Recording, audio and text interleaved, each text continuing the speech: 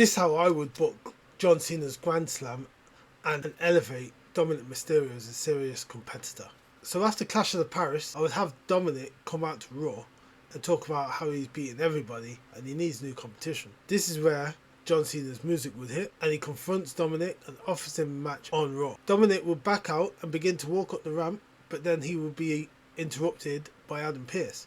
Adam Pearce would then book a match and book it next. So with the match underway, I would have Cena then squash Dominik Mysterio in quick fashion, embarrassing him on live TV with a quick roll up and then saying down the camera as he walks up the ramp, "That's why I'm the greatest of all time," and kind of laugh and smirk and then continue to celebrate.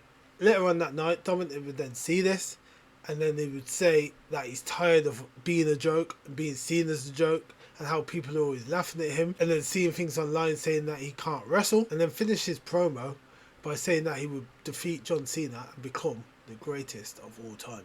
Social media would then do its thing. You'd see photos, videos, montages of Dominik Mysterio at the Performance Center, kind of putting in extra work outside the ring. So the next week on Raw, John Cena would then come out and cut a promo, and this is interrupted by the Judgment Day, who walk towards the ring and begin to surround it, as in they're trying to attack John Cena. Sami Zayn's music would hit. He was run down to the ring to help Cena, and the fight would break out.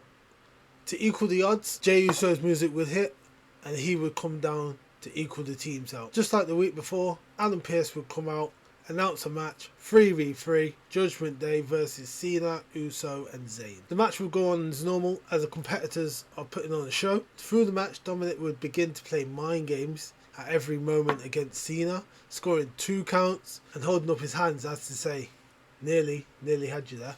At the end of the match, Dominik and Cena would be left in the ring as the other competitors fight on the outside. As Dominik goes for the Three Amigos, Jey Uso would score a blind tag on John Cena, making him the legal man. Dominik would then climb to the top rope to do a frog splash on John Cena. As he goes to climb the top rope, Jey Uso is on his way round the ring to climb the same turnbuckle, and after Dom hits his frog splash, Jey Uso hits his splash on Dom for the 3 count to close out the show. Next week on Raw, Dom would approach Adam Pearce and get a match 1v1 versus Jey Uso. Dom would then turn to Judgment Day and tell them he doesn't need them to interfere.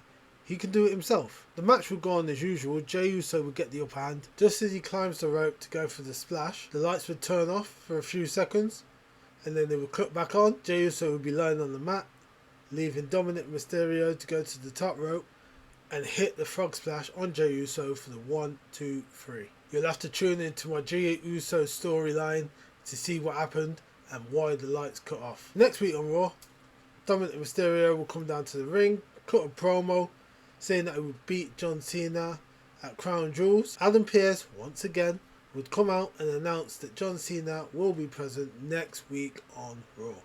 So the week after, we see John Cena arrive into the arena.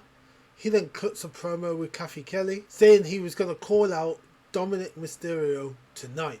As he's cutting his promo, JD and Finn would attack John Cena, leave him suffering by slamming him into a garage door and injuring Cena's shoulder. A bit later on that night, as a Dominik Mysterio Judgment Day promo, Dominik would confront JD and Finn Balor and tell them he doesn't need their help and to leave John Cena alone as he needs him 100% for Crown Jewels.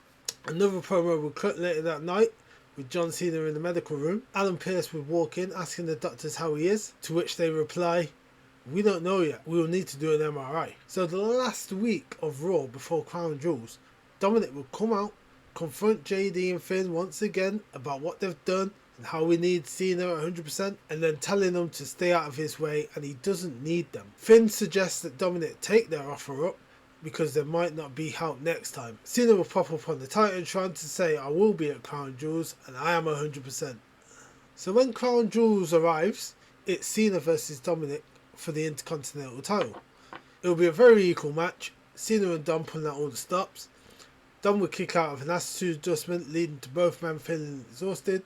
At the end of the match, Cena would go for the AA once again, with Dominik countering it into a crucifix pin and scoring the win over John Cena. So after the match, Cena shows his respect, offers his hand to Dominik Mysterio, to which Mysterio shakes it, turning him face. Finn and JD would then tag Cena and Dom. Dom and Cena would get the upper hand and throw them out of the ring. and leave Finn shouting, "I'll see you on Monday," and Dominik obviously out of the Judgment Day. Please like the video. Please write in the comments of ways that you may feel.